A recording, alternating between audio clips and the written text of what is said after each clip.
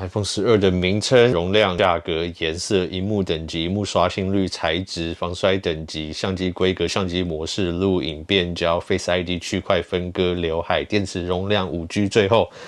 好，今天的快报会很长，因为今天是最多 iPhone 12的爆料，就是在今年为止，然后几乎所有的规格跟细节还有价格，其他都出来了。然后还有一个基本上算是独家，然后其他爆料者都还没有讲到的地方，我今天也会讲。那今天的快报我们就分为3个部分，第一个就是14寸的 MacBook Pro， 再来就是苹果在台湾设厂的部分，然后最后我们就来讲到 iPhone 12全系列今年最多的爆料。然后一样，我们在最后会有一些问题来问大家，看大家的想法，可以在下面讨论。那我们就先来讲14寸的 MacBook Pro， 然后现在所有的消息的来源都指出会延到明年的春季。现在所期待就是说会跟去年的16寸一样，在今年的第4季推出。那今年应该是看不到了。然后今年13寸推出，其实大家都蛮失望的，原因是因为我们都期待14寸会有独立显卡。那其实像我们这种在做影片剪辑啊，或是影像编辑的人有独立显卡对我们而言很重要。但是我现在有使用 eGPU， 所以基本上算是可以补偿这个部分。但是如果要带出去的话就没有办法。然后毕竟就是连今年的 iPhone 其实都会延期了，然后苹果今年有那么多的产品线要推出，然后又在今年疫情的压力下，所以我想我们就只能再等一等，然后把注意力放在 AirPods Studio， 然后 AirTag iPhone 或是今年的 On-Bass 的 MacBook。OK， 好，那再我们就来讲苹果在台湾设厂的部分。那这个新闻其实是台湾的媒体爆出来了，可是它其实又相呼应到就是一些国外媒体的爆料，还有郭分析师的爆料。苹果在台湾设厂就是会与友达还有金电来合作，然后会自己制造自家的 Mini LED 还有 Micro LED 的萤幕，应用上会当然是用在先前所传出来的 iPad、iPhone、iMac 还有 MacBook Pro 上面。然后郭分析师其实先前也有提到这个部分，那他认为最快就是今年新出的 iMac 就会有这个 Mini LED。可是我们先前其实有另外一个消息，就是说 iMac 23寸的部分就是可能会在今年6月就会上市，所以我觉得会不会那么快就有 Mini LED， 我觉得这个还很难讲。那会不会是说到今年底的比较大台的 iMac 才会有配有这样的萤幕？那这个我们到时候就来看看。其实任何新的技术它要普及化，那最重要就是成本要能降低嘛。苹果自己设厂觉得很大的原因，除了这个之外，要降低它的成本，在品质啊还有供货量上面，苹果都能自己去掌握，不会像现在会依赖其他面板厂。苹果先前的一个10年是投入他们的专注力在自己设计跟开发自己的 CPU 上面，那以现在的成效看来，我们觉得都是非常显著的。那再来在萤幕的部分也是一个成本非常大的一个地方，以我们现在看他们越来越多的产品都有降价的趋势，所以当苹果在这些比较高价高成本的组件方面能减少对其他厂的依赖度，那成本上就能控制得更好。所以对我们消费者来讲，当然好处就是我们能用更低的价钱然后拿到更好的产品。对苹果而言，他们就不会在降低售价的情况下然后去降低他们的获利，所以这基本上是一个双赢的状况。好，那我们再来就到最大的部分，就是 iPhone 12的部分啊，天啊。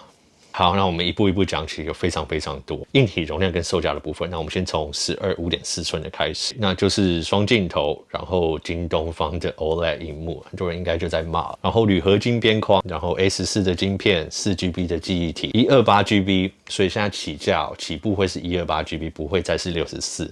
那就像先前爆出来的$649，然后256的话会是$749，然后到12 Max。所以这个有2个不一样的 source 啦。那个 John Prosser 是说会定在于12 Max 这个名称，不会用 Plus。Everything Ever Pro 是说会用 Plus， 可是 John Prosser 也有说，其实这2个名字在里面都有讨论。那以目前来讲，他得到的 source 是这个定案就是在 Max。那我们到时候再来看。那其实名字不太重要。好，那一样双镜头，然后京东方的 OLED 萤幕。那先前有人在讨论说，怎么可能价钱降得那么低，跟那个12 Pro 的价差那么大？那其实当然就是说用料上就有省。好，一样是铝合金的边框，然后4GB 的记忆体。然后128GB 起价为$749，然后256GB 起价为$849。好，那我们再来就到12 Pro 的部分，3颗镜头，然后配上 LiDAR。那我们先前其实都爆料过了，使用三星的 OLED 萤幕，120Hz 刷新率的 ProMotion 萤幕，然后不锈钢的边框。A14 的晶片，6GB 的记忆体，然后128GB 起价为$999，然后256GB 为$1099，512GB 为$1299，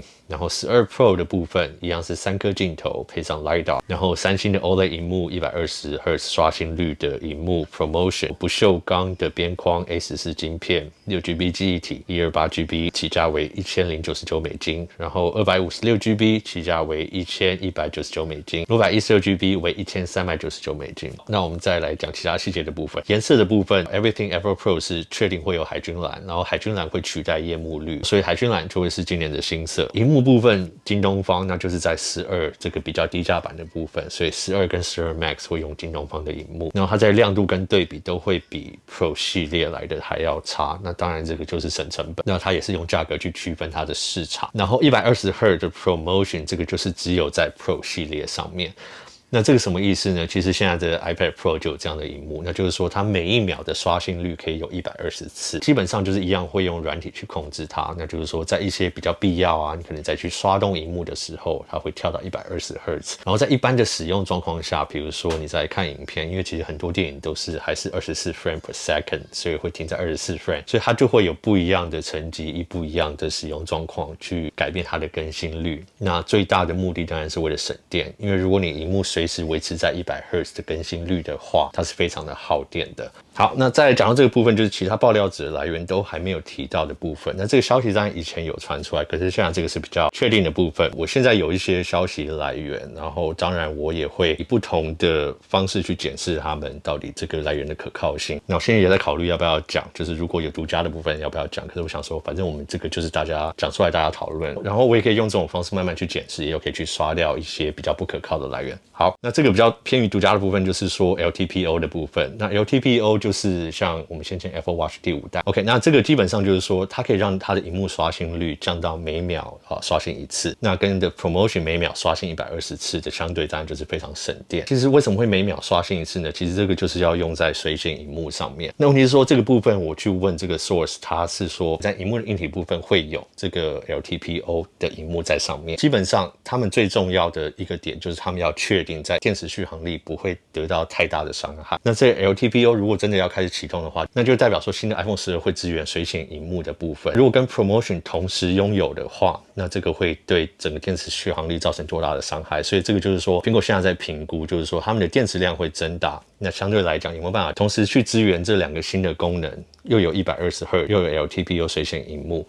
然后如果这样在最后他们里面的测试出来的话，会认为说这样的电池基本上是可以去承受的，那这个功能就会包含在这次的 iPhone 12里面。那 LTPO 水显萤幕这个功能其实就像是现在在 Apple Watch 第5代一样，它是可以让你自己去选择要不要开启或是关闭，那所以他们就会以续航力为优先，然后可能会用软体来限制住这个功能。好，那再就是材质的部分，12还是铝合金的边框，12 Pro 为不锈钢。然后一个最重要的点就是说苹果现在内部在测试防摔，然后他们认为这一代防摔系数整个等级都会比上一代高上很多。然后因为沿用 iPhone 5的设计，然后整体玻璃的部分会贴近旁边的金属边框，然后会比较偏平面的部分，也可能是整体因为设计的改变去加强它的防摔。那对这个其实我是持有点保留的态度，因为其实 iPhone 11出来的时候他们也是这样讲说比上一代防摔有多少，那实际测试起来的话差别并没有很大。那当然这次也是整体设计的改变，会不会因为这样去加强，我觉得我是比较保留一点，那到时候我们再来出来的时候我们再来看。 OK， 那相机的部分12跟12 Max 将会维持双相机，可是感光晶片会升级，然后对焦速度大幅提升。超广角的部分这个是我觉得最重要的部分，他们说超广角部分会进步，然后可是目前还没有确定是说关于夜拍的功能会被下放到超广角，因为现在这一代的超广角基本上我们都知道它的画质怎么样，在光线一不好的时候整个画质更是崩坏，然后它也不能对焦，所以希望在12上会有进步。好，那再跳到12 Pro 跟 Pro Max 的部分，感光晶片也是会升级，然后对焦速度也是会大幅提升，然后它会用 LiDAR 来侦测景深，那我们先前也有讲到过，人像模式的运算会因为这样大幅提升。LiDAR 的部分它可以侦测在5公尺的距离嘛，所以这其实我们一般拍照拍人的时候这个距离都很够用。然后最大的一个点就是在于影片人像模式目前已经在测试中，苹果内部现在对它的成效还没有很满意，那所以当然如果要上市的话，将来会倾向用 Beta 版本先上市。那如果大家有记忆的话，这个就像是当年 iPhone 7 Plus 的人像模式一样，一开始出来的时候是它上面会写一个是测试版本，很多人去使用它之后，它收集更多数据，然后它的成像会更稳定之后再转为正式版。然后变焦的部分，他们说双倍镜头会提升到变成3倍变焦的镜头。然后今年我们还不会看到内置光学变焦，那这个比较可惜。然后6400万的感光画素晶片，因为对焦的状况还不可靠，所以我们今年也不会看到，所以今年应该就是维持跟先前差不多画素的一个感光晶片，好多。OK， 好，那 Face ID 的部分可以做区块分割辨识，还有角度更广。那我们就先来讲区块分割这个意思是什么。基本上啊，先前的 Face ID 像我们现在所知道的，做扫描侦测的时候还是一个全脸扫描。再来区块分割的意思就是说，它可以把脸分成不一样的区块，做判定跟扫描。然后在安全性部分，当然是看苹果愿意开放多少。我们现在所知道就是说，它的硬体跟软体会支援到这个部分。然后当然这个要怎么应用呢？这当然就可以说，因为你有戴口罩，然后加强去分析你上半部脸，因为它扫描辨识的解析度会更高，所以会不会说，因为这样扫描上半部脸，它可以更细节的去做判断，然后让你可以这样选择说，我戴口罩的时候，只要扫描上半部脸、眼睛啊什么的部分，就可以让你感应到，然后去解锁。因为这样辨识度可以更高、更细节，那安全性上还是有一定的保障。然后更广的角度这个部分就是说，其实在先前 iPhone 11要出之前就有这个消息出来，就是说你可能摆在桌面上，然后你不用靠太近，它就可以转过来，它有一个角度可以扫描到你的脸。所以这个讲的就是这个部分。那因为先前也有这样的消息传出来，然后在11跟11 Pro 上面并没有看到，所以还是比较保留。然后这个角度到底可以多广，等我们有更多消息的时候再回来跟大家报告。然后再就是电池的容量，最大的 Pro Max 会提升到4400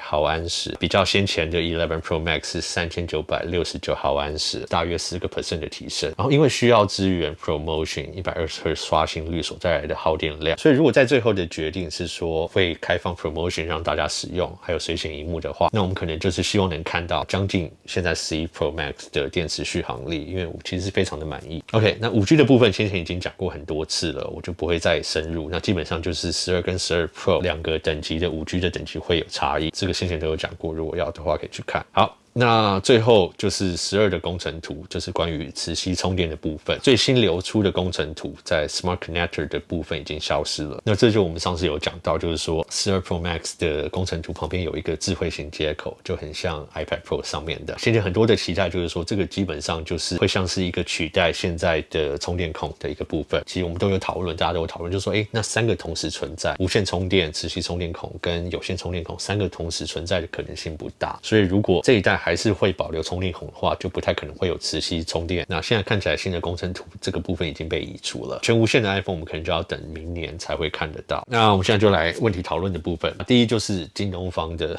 OLED 会不会影响到购买 iPhone 12的意愿？然后你们的评价，如果你们有使用任何其他的手机，使用京东方的 OLED， 你们的使用经验啊，你们觉得怎么样？你们有什么想法？会不会是因为使用京东方的萤幕，你们就反而不要选择12，你们想跳到12 Pro 的部分 ？OK， 那再来就是100Hz 萤幕刷新率对你们而言很重要吗？那除了游戏之外，还有什么其他的方面？还是就是一个爽度？那12 Pro 开始才会有，那会不会因为这样让你们倾向比较想要买 Pro， 不会想买12？就单这个萤幕刷新率的问题。好，那第3个问题就是录影人像模式的部分。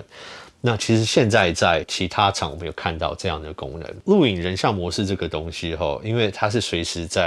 时需要去做判断跟侦测，它的晶片一定要够强大去处理这个东西。因为是录影，那只要是这个模拟一有一点判断错误，那整个影片的水准看起来就会蛮糟糕的。所以我觉得这个部分苹果要做的小心一点也是好事。这个功能对你们而言有没有很重要？还是你们现在如果有在使用三星或者其他的牌子有这样的录影人像模式，你们的感想是什么？好，那今天的爆料非常长，非常的多，然后大致上就是最后3个问题，大家可以来讨论一下，或是你们有什么其他想讨论的，也可以在下面留言，我们大家一起加入讨论。好，那今天的快报就先到这边，我们下次影片见喽，拜。